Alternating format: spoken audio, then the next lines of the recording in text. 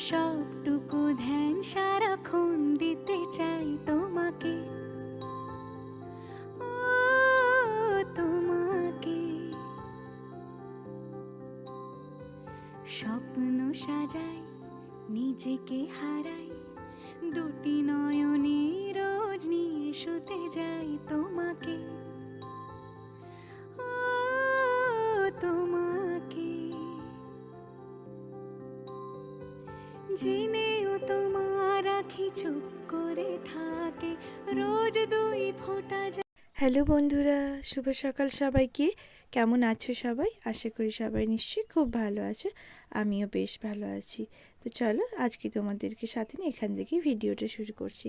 তো প্রত্যেকদিনের মতোই সকালবেলায় ঘুম থেকে উঠে সমস্ত কাজকর্ম সেরে নিয়েছি। আর তারপর 3টে ওখানে ডিম সেদ্ধ দিয়ে দিয়েছিলাম, ডিমগুলো সেদ্ধ হয়ে গেছে। তারপর ডিমগুলোতে একটু জল দিয়ে দিয়েছি যাতে তাড়াতাড়ি ঠান্ডা হয়ে যায়, কেননা গরম আছে। আর তারপর এইখানে একটু শরবত খেয়ে নিচ্ছি। লেবুর শরবত করেছিলাম, তো সকালবেলায় বসে আমিও একটু শরবত খাচ্ছি আর মেয়েকেও একটু খাইয়ে দিচ্ছি। বসে আগে শরবতটা খেয়ে নিই, তারপর বাকি কাজকর্মগুলো সারবো। তো এই যে এখানে মেয়েকেও একটু খাইয়ে দিচ্ছিলাম। আর তারপর এই যে চলে এসেছি নিচে, এখন বিছানাটা গুছাবো। আর আজকে এই যে বেডশিটটা একটু চেঞ্জ করব, তো তার জন্য আগে বিছানায় যা কিছু আছে বালিশ টালিশ ওইগুলো সব নামিয়ে দিই, দিয়ে বেডশিটটা তুলে ভালো করে বেডশিটটা চেঞ্জ করব। বাসি কাজকর্ম তো সব সকালবেলায় সারাই হয়ে গেছে। আর এখন বাজে ওই 6:30টার মতো, ছেলেও ঘুম থেকে উঠে পড়েছে। তো তারপর এই যে বিছানাটা এখন গুছাবো, তার জন্য বেডশিটটা তুলে নিচ্ছি, মানে বেডশিটটাও চেঞ্জ করবো, বিছানাটাও গুছাবো।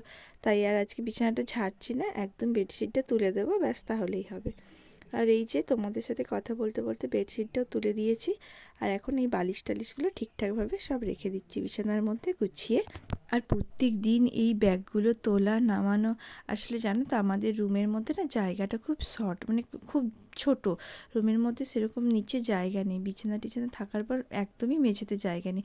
তো তার জন্যই ব্যাগগুলো প্রত্যেক দিন তোলা নামানো এইসব করতে হয়। তো ব্যাগগুলো তুলে রাখলাম। তারপর এই যে সব কাঁথা টাথা যেগুলো থাকে, এগুলো তো রাখতেই হয়, ছোট বাচ্চা আসে তার জন্য, মানে কাঁথা সবসময় আমার থাকে। এখনও কাঁথাগুলো সেভাবে তুলিনি, কেননা মেয়েটা এখন অনেকটাই ছোট। তো তার জন্যে কাঁথা টাথা পেতে ওদেরকে শোয়াই, সেগুলোই বিছানায় রাখতে। যাই হোক, এই যে স্নান টান করে তারপর একটু ঠাকুরের পুজো করতে এলাম। পুজো করতে বলতে একটু প্রণাম করতে, কেননা আমার আজকে স্নান করতে একটু দেরি হয়েছে। তো তাই জন্য শাশুড়ি মা পুজোটা কমপ্লিট করে দিয়েছে। আর এই যে মেয়ে অনেকক্ষণ দেখতে পায়নি, তাই জন্য স্নান করে আসার সাথে সাথে আগেই ও কোলে উঠে পড়লো। তো ওকে কোলে নিয়ে একটু ঠাকুরকে প্রণাম করে নিলাম। আর তারপর ওইদিকে ওদেরকে খাইয়ে দাইয়ে আমিও মুড়ি খেয়ে নিয়েছি। তারপর এখন এই যে এখানে সবজি কাটতে বসে গেছি। বেশ অনেকটা বেলা হয়ে গেছে, প্রায় 9টা মতো বেজে গেছে। আর জানো তো প্রত্যেক দিন ভাবি যে সকাল সকাল রান্নাটা করে নেবো। সকাল সকাল মানে ওই ধরো 8টা 8:30টার দিক করে সবজি টবজিগুলো কেটে কমপ্লিট করে নেবো, আর 9টা থেকে 9:30টার মধ্যে রান্নাটা বসিয়ে দেবো।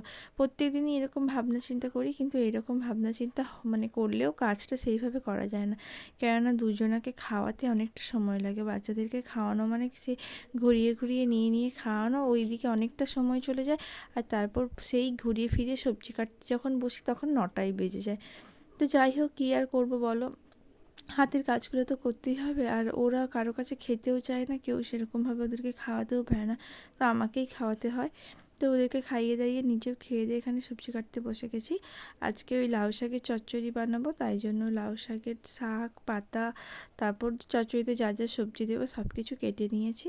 আর এই যে এদিকে মাশরুমের তরকারি করব। মাশরুমটা আজকে ওই একটু কারি মতো করব, মানে ডিমের কারি যেমন হয় আদা পেঁয়াজ রসুন দিয়ে, আর হালকা ঝোল বা মাখা মাখা যেমন বলো না কেন ওই রকম বানাবো। তো তাই জন্য মাশরুমগুলো এখানে কেটে নিচ্ছি। আগের দিন বর হচ্ছে যে দোকানে ছিল, তো ওই সময় দোকানের সামনে দিয়ে অনেক মানে কিছুই যায়, তো মাশরুমের লোকটাও যাচ্ছিলো।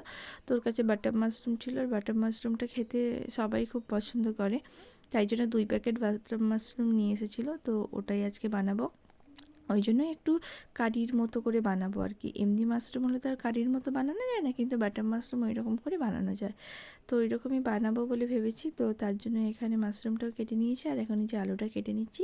এরপর মশলাটাও যা আছে মানে সব কিছু কেটে একদম পেস্ট করে নেবো, তারপর একদম রান্নাটা বসাবো। আর সবজি টবজি সব কিছু কেটে নিয়ে বসলে না রান্না করতে সুবিধা হয়।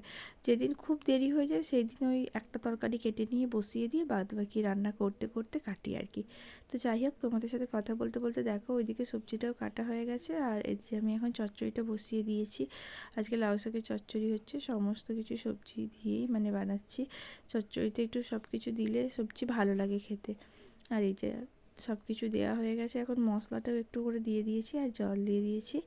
তো এখন ওই যে চচ্চড়িটা হয়ে গেছে, চচ্চড়িটা নাবিয়ে নিয়ে তারপর যে মাশরুমের তরকারিটা বানাবো। আর তার জন্য আগে আলুগুলো খুব ভালো করে ভেজে নিচ্ছি। প্রথমেই বললাম যে কারির মতো করব, তো তার জন্যই বেশ ভালো করে তেল দিয়ে আগে আলুটাকে ভেজে নিচ্ছি। আর তারপরে যে ওই কড়াইতে আর একটু বেশি করে তেল দিয়ে মাশরুমটা দিয়ে দিচ্ছি। আর এখানে দেখো 2 প্যাকেট মাশরুম, বেশ অনেকটা হয়েছে। কিন্তু যেই মাশরুমটা ভাজার সময় অল্প একটু লবণ দিয়েছি আর হলুদ দিয়েছি, একদম জল বেরিয়ে একাকার কাণ্ড হয়ে গেছে। আর মাশরুমটা কমে এইটুকুনি হয়ে গেছে, মানে যতটা ছিল তার হাফ তো হয়েই গেছে। এরপর যখন এটা পুরোপুরি ভাজা হবে আরোই কমে যাবে। তো যাই হোক, ছেলে যেহেতু মানে পছন্দ করে, ছেলে মেয়ে দুজনেই পছন্দ করে, ওদের জন্য একটা বাটিতে অল্প করে একটু ভাজাও তুলে রেখেছি। বাদবাকিটা তরকারি করব। আর মাশরুমটা তো আমি ঝাল দেবো না, কেননা তরকারিটা ঝাল হয়ে গেলে না ওরা কেউ খেতে পারবে না। যেহেতু ওরা পছন্দ করে, ঝাল দিয়ে দেবো, ওরা খেতে পারবে না, একটু কেমন লাগে না। যতই ভাজা তুলে রেখে, ভাজাটা তো ওরা এমনিই খেয়ে নেবে। তো যাই হোক, এই যে মশলাটা এখানে কষিয়ে নিলাম, আর ওই মশলা কষানোতেই আলুটা দিয়ে দিয়েছি। ব্যাস, এরপর এতে অল্প করে একটু জল দেবো যাতে ঝোলটা ফুটে যায় আর আলুটাও সেদ্ধ হয়ে যায়, মানে সেরকম পরিমাণেই জলটাও দিয়েছি। এই যে আলুগুলো সেদ্ধ হয়ে গেছে, এরপর মাশরুমটা দেবো, মাশরুমটা দিয়ে নামিয়ে নেবো। তো যাই হোক, মাশরুমের তরকারিটা তো হয়েই গেল। ওইদিকে ভাতটাও বসিয়ে দিয়েছি, ভাতটাও প্রায় মানে হয়েই গেছে বলা যায়, হচ্ছে অর্ধেক মতো হয়ে গেছে। তো এই যে মাশরুমের কারিটার এরকম অবস্থা, মানে একদম মাখা মাখা হয়ে গেছে। আর ভাতটা ওইদিকে ফুটছে, তাই দেখে শাশুড়ি মা ঘুরে বললেন যে আবার ডাল বসাতে। ওইদিকে কড়াইতে ওই জন্য জল বসিয়ে দিয়েছি ডালের জন্য। আর রান্নাবান্না কমপ্লিট করেছি, এখন দুপুরে 2টো বাজে। বড়মশাইয়ের দোকানে একটু চাপ আছে, তো তাই জন্য আর দুপুরে বাড়িতে খেতে আসতে পারেনি, তো তাই জন্য খাবারটা নিয়ে যাচ্ছি, দোকানেই দিয়ে আসবো।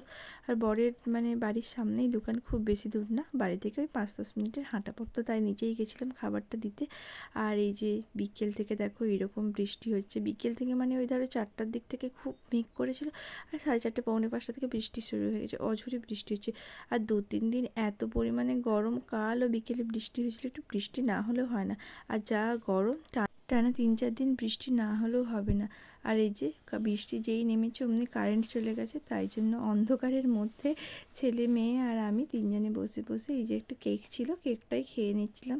আসলে প্রথমেই বললাম আমাদের বাড়িতে জায়গা খুব শর্ট, ওরা এত এদিক ওদিক করছে, আর বৃষ্টিতে পুরো দুয়ারটা ভিজে গেছে একদম, মানে এত পরিমাণে ঝাপটা দিয়েছে, তো কী করব। তাই জন্য দরজার সামনে বসে বসে ওদেরকে নিয়ে বৃষ্টি দেখছিলাম আর এই যে কেক খাচ্ছিলাম। আর ভিডিও ক্যামেরা অন দেখে আমার ছেলে আর মেয়ের অবস্থা দেখো, মানে দুজনেই সেই একটু ব্যঙ্গ করছে, কৌতুক করছে, নিজেরা নিজেদেরকে দেখতে পাচ্ছে ক্যামেরাতে, তাই জন্য এরকম করছে। যাই হোক, আজকের ভিডিওটা এখানেই শেষ করছি। তোমাদের কেমন লাগলো কমেন্ট করে জানিও।